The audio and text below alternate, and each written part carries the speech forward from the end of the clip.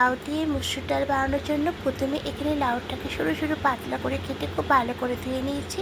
আর এখানে 1 বাটি মুসুর ডাল, এটাকেও 3-4 বার জল পাল্টে খুব ভালো করে ধুয়ে নিয়েছি। আমি এটা প্রেশার কুকারে বানাবো খুব তাড়াতাড়ি করার জন্য।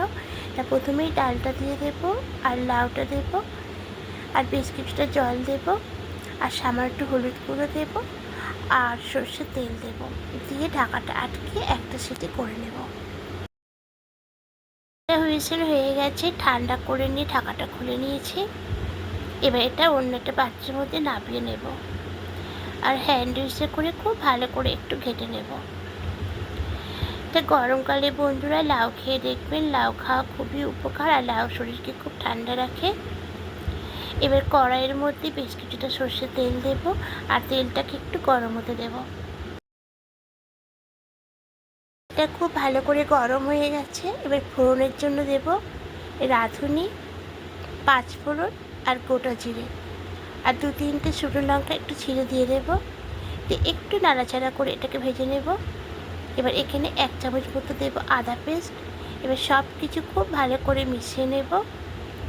এবার সিদ্ধ করে রাখা লাউ ডালটার মধ্যে দিয়ে দেব, দিয়ে সব কিছু মিশিয়ে নিয়ে একটু ফুটিয়ে নেব। ডালটা ফুটতে শুরু করে দিয়েছে। এবার এখানে পরিমাণ মতো লবণটা দেব, আর সামান্য একটু মিষ্টি দেব।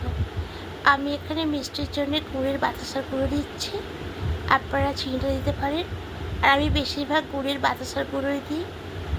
এবার সব কিছু খুব ভালো করে মিশিয়ে নেব।